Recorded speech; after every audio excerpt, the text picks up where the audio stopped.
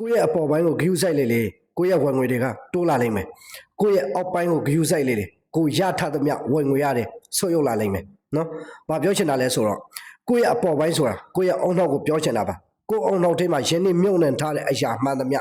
ကိုယ့်အတွက်ပြန်ပြီးတော့အလုပ်ကျွေးပြုနိုင်မဲ့ငွေရှာပေးနိုင်တဲ့အရေးရှင်းတစ်ခုတွေပြန်ပြီးတော့ထွက်ပေါ်လာပါလိမ့်မယ်နော်။ကိုယ့်ရဲ့အောက်ပိုင်းကိုဂရုစိုက်လိုက်မယ်ဆိုရင်ကိုယ့်ရဲ့အောက်ပိုင်းကိုရင်းနှီးမြုပ်နှံလိုက်မယ်ဆိုရင်နော်ကိုယ့်ရဲ့အောက်ပိုင်းတွေမှာအဝတ်စားတွေသူများအထင်ကြီးအောင်နိုင်တွေလက်ပတ်တွေဟန်ဖုံးတွေနော်ကိုယ့်ရဲ့အောက်ပိုင်းကိုဂရုစိုက်လေကိုယ့်ရဲ့အောက်ပိုင်းကို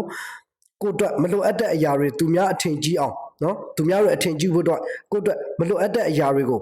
ဝေသုံးလိုက်မယ်ဆိုရင်ကိုရထသမျှငွေတွေကလည်းပြန်ပြီးတော့ဆုံးရှုံးသွားလိမ့်မယ်နော်ကိုယ့်အတွက်ဒီဟာလိုအပ်လားကိုယ့်အတွက်ဒီဟာမလိုအပ်ဘူးလားဆိုတာမစင်စားပေးနဲ့တချို့သူတွေကြတော့နော်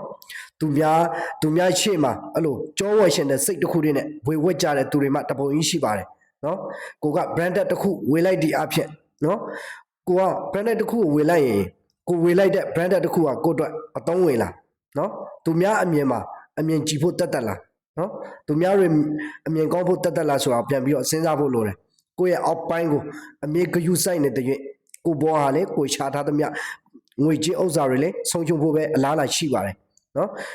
အဓိကပြောချင်တာကိုယ့်ရဲ့အောက်နောက်ကိုပြန်ပြီးတော့ဂရုစိုက်ဖို့လိုပါတယ်ကိုယ့်ရဲ့အောက်နောက်မှာရင်းနှီးမြုပ်နှံပါဘလို့ရင်းနှီးမြုပ်နှံရမလဲကိုယ့်ရဲ့အောက်နောက်မှာ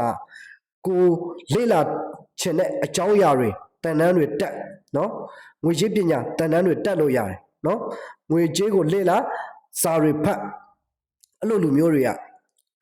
ကိုခြာထားသမျှပတ်စံတွေလေမဆုံးရှုံးတော့ဘူးနော်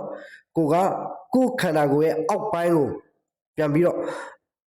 ရင်းနှီးမြုပ်နှံလိုက်မှဆိုရင်ကိုတက်မလိုအပ်တဲ့အရာတွေနော်အင်ဂျီတွေနော်ဒီဇိုင်းကောင်းတွေ branded တွေဝတ်ပြီးတော့သူများရှိမှကြော်ဝါနေလေကိုမှလက်ထဲမှာပတ်စံတပြားမှမရှိတဲ့အခါမှာနော်ဒုက္ခရောက်ပါလိမ့်မယ်ကိုရှားထားသမျှအရာတွေဒီကိုအဝတ်စားတွေအသုံးဆောင်ပစ္စည်းတွေနဲ့ပဲပြန်ပြီးတော့ကုန်နေလားဒါလေးကိုပြန်ပြီးတော့စစ်ဆေးဖို့လိုတယ်နော်လူတွေပတ်စံချကြတာဟာဘာကြောင့်လဲနော်ကိုအဝတ်စားတွေဝေဖို့အတွက်လားနော်ကိုကသူများတွေနော်ကိုတက်မလို့အပ်ပေးနဲ့အသုံးဆောင်ပစ္စည်းတွေဈေးကြီးတဲ့ဟာတွေနော် branded တွေပဲကင်ကြတယ်ဝေဝတ်ကြတယ်နော်ကိုတက်ဖက်နှက်တွေဆိုရင်လည်းဒီတိုင်းပဲနော်ကိုတက်မလို့အပ်ပေးနဲ့ဝေထားသမျှအရာတွေဟာကိုတက်အဲ့ဒါကိုရှာထားသမျှငွေတွေကိုတက်ဖြုံးတီးတယ်လို့ခေါ်တယ်ဒါကိုနားလေစေဖို့မျှော်လင့်ပါတယ်ဘာလို့လဲဆိုတော့လူတွေအလုပ်လုပ်တာဟာငွေရေးကြေးရေးကြောင်းပါနော်ငွေရေးကြေးရေးအကြောင်းဆိုပြီးတော့အလုပ်လုပ်ကြရင်လည်းရလာသမျှငွေတွေကိုကိုယ့်အတွက်ဘာမှအသုံးမဝင်တဲ့ဒီခန္ဓာကိုယ်အောက်ပိုင်းတွေကိုပြန်ပြီးတော့ဖြစ်စီပေးလိုက်မယ်ဆိုရင်နော်ကိုရှာထားသမျှငွေဟာအရှင်းကြီးဖြစ်ပါလိမ့်မယ်ဒါကိုနားလေစေဖို့မျှော်လင့်ပါတယ်